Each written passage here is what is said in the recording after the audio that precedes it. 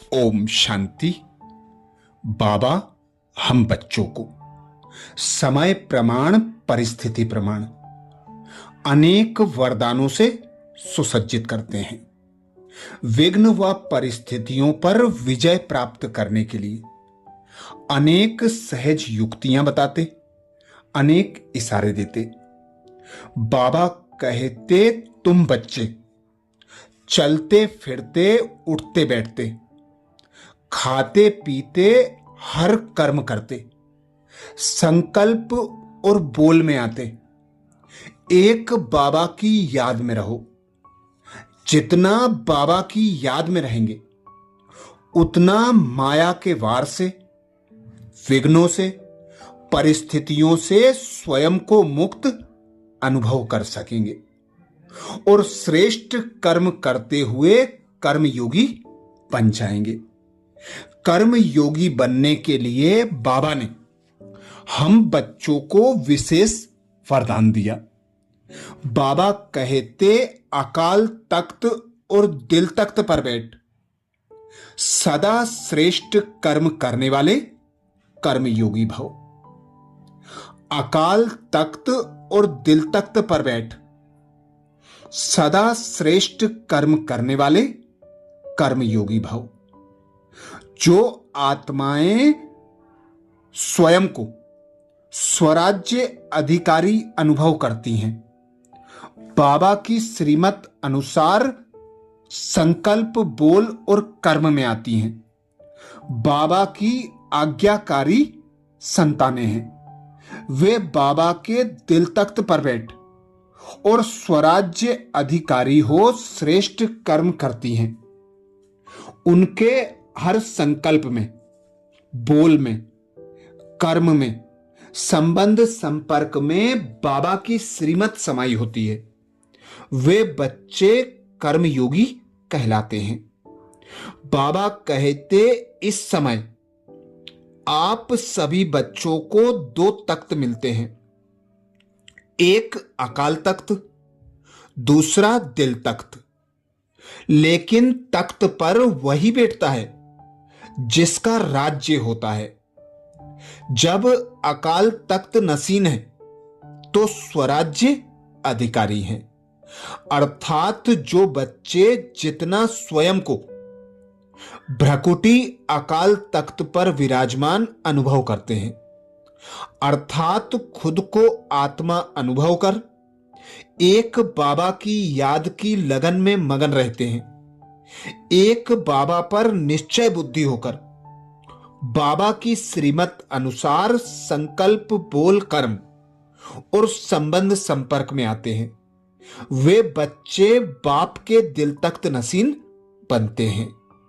इसीलिए बाबा कहते, जब अकाल तख्त नसीन है तो स्वराज्य अधिकारी हैं और बाप के दिल तख्त नसीन है तो बाप के वर्षे के अधिकारी हैं। बाबा का संपूर्ण वर्षा उन बच्चों को मिलेगा जो आज्ञाकारी हैं, श्रीमत पर चलने वाले हैं, बाबा की याद में रहने वाले हैं, जिसमें राज्य भाग्य सब आ जाता है। कर्म योगी अर्थात दोनों तख्त नसीन।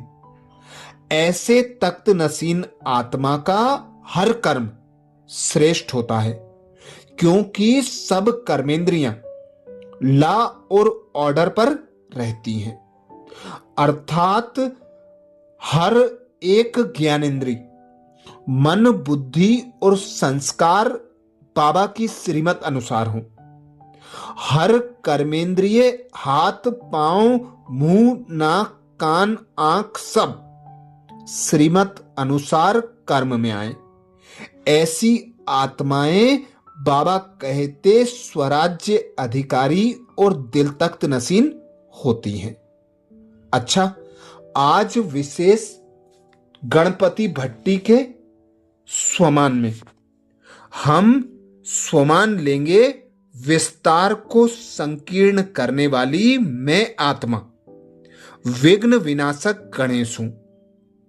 विस्तार को संकीर्ण करने वाली मैं आत्मा विघ्न विनाशक गणेश हूं। तो आज दिन भर के लिए हमें व्यर्थ से मुक्त रहना है, पर चिंतन पर दर्शन से मुक्त होकर, बीज रूप स्थिति में स्थित होकर, बीज रूप पिता निराकार परमात्मा की याद में रहना है। आज विशेष शक्ति धारण करेंगे, विस्तार को संकीर्ण करने की शक्ति। तो आज एक बाबा से सर्व संबंधों की अनुभूति करेंगे, एक बाबा की याद की लगन में मगन रहकर एक व्रता एक मति होकर रहेंगे, एक बल एक भरोसे के आधार पर हर विस्तार को संकीर्ण करने का अभ्यास करेंगे।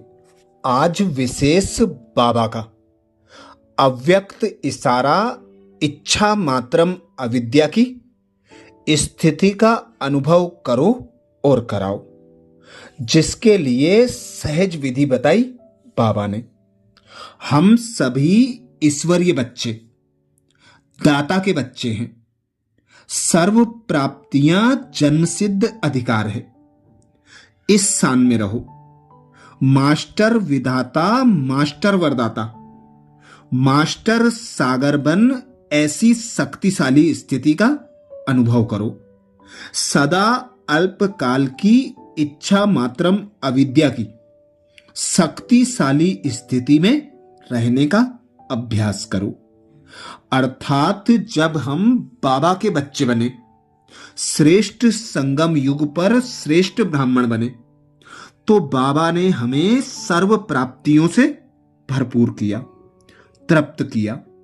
इसीलिए ब्राह्मणों का गायन है, अप्राप्त नहीं कोई वस्तु ब्राह्मणों के खजाने में। पाना था सो पा लिया, अब बाकी रहा क्या पाने को। तो बाबा कहते सदा खुद को दाता पिता की संतान मास्टर दाता अनुभव करो।